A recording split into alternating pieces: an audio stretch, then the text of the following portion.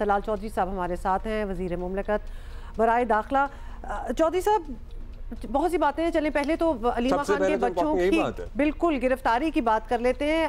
آپ کا موقف ہے کہ یہ سب کچھ بالکل ٹھیک ہوا اور یہ پروسیس کے مطابق ہوا، لیکن کسی واقعے کے 2-2.5 سال بعد ملزم پر ہاتھ ڈالا جائے تو ظاہر ہے کہ یہ اتنا سادہ پروسیس والی بات تو نہیں رہی نا۔ تو وکٹمائزیشن کا تاثر پیدا ہونا غلط کیسے ہو سکتا ہے؟ اگر سوال کیا جا رہا ہے تو جائز سوال ہے پھر۔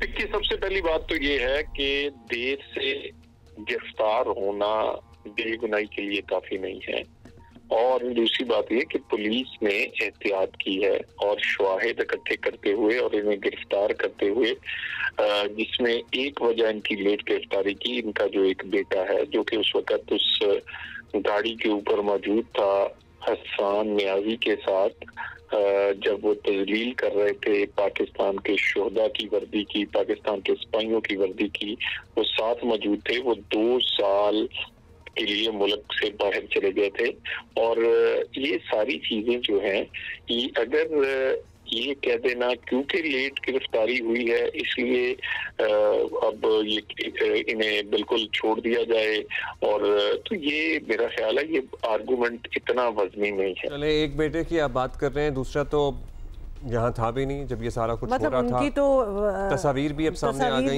گئی ہیں کہ ایگزیکٹ اس دن وہ کدھر تھے۔ اچھا طلال صاحب، اب یہ گرفتاریاں ہو گئی ہیں، آپ کی باتوں سے لگ رہا ہے کہ حکومت ظاہر ہے اس پہ آن بورڈ ہے، حکومت اس عمل کو سپورٹ کر رہی ہے۔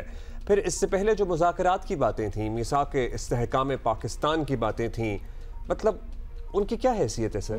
اب ظاہر ہے ٹارگٹ کرنے کا تاثر تو ہے نا؟ دیکھیے، تحریک انصاف ٹارگٹ نہیں ہے، ٹارگٹ ہے وہ لوگ جنہوں نے قانون توڑا ہے، وہ لوگ جنہوں نے بغاوت کی کوشش کی ہے۔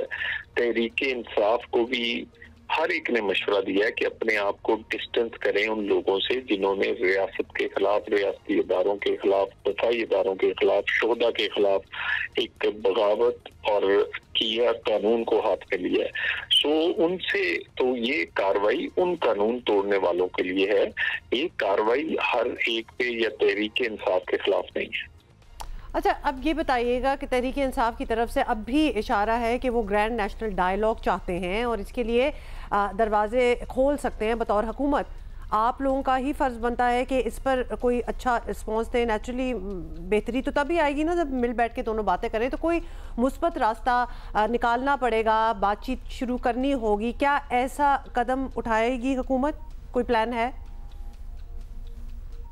دیکھیے، آلریڈی اس بات کا جواب اسپیکر قومی اسمبلی دے چکے ہیں، اور انہوں نے قومی اسمبلی کے اجلاس میں کہا تھا کہ گرینڈ ڈائیلاگ وہ یہ اسمبلی کے قومی اسمبلی اور سینٹ میں ہی ممکن ہے، یہاں ساری جماعتیں موجود ہیں۔ انہوں نے کہا تھا میرا دفتر بھی کھلا ہے، اور انہوں نے آلریڈی اس گرینڈ ڈائیلاگ کا باضابطہ آغاز بھی مذاکرات کی صورت میں کچھ دیر پہلے کروایا تھا، جس میں پی ٹی آئی یک طرفہ فیصلہ کر کے اس میز سے اٹھ گئی تھی۔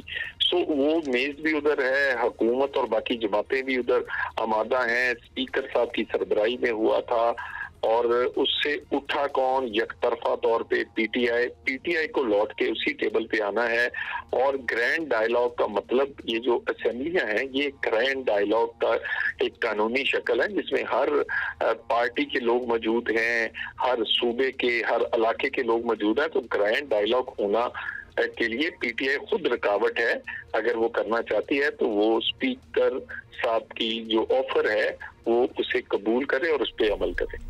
تو آپ کہہ رہے ہیں یعنی ڈسپائٹ ایوری تھنگ وہ آفر جو ہے it is very much on the table and it's sincere. اچھا، اب طلال صاحب اس کے ساتھ ساتھ ضمنی انتخابات کے لیے بھی میدان سج رہا ہے، ایک میری الیکشن ہی سمجھ لیں، حکومت کو پتہ چل جائے گا کہ تحریک انصاف کا بیانیہ ابھی چل رہا ہے یا اس کی جان ختم ہو گئی ہے۔ کیا آپ بھی اسی نظر سے دیکھیں گے اس پروسیس کو؟ مطلب would you take this seriously؟ دیکھیے، یہ جو ضمنی الیکشنز ہیں، اس سے کیونکہ اس وقت کوئی حکومت بنتی یا کوئی تبدیلی، اس میں کوئی بڑی تبدیلی نہیں آئے گی اگر انتخابات میں کچھ نئے لوگ بھی جیت کر آ جائیں۔ तो यकीनन जो इंतखाबात हैं ये एक टेस्ट एक तो है कि हुकूमत की कारकर्दगी अब तक अवाम में उसका क्या तासर है। बहरहाल इंतखाबात में जो भी अवाम का फैसला होगा हम उसे कबूल करेंगे। ऑलराइट, तलाल चौधरी साहब, थैंक यू। आपने अपना मौक़िफ़ दिया वज़ीर मुमलिकत पर आए। लेट्स सी आगे क्या होता है।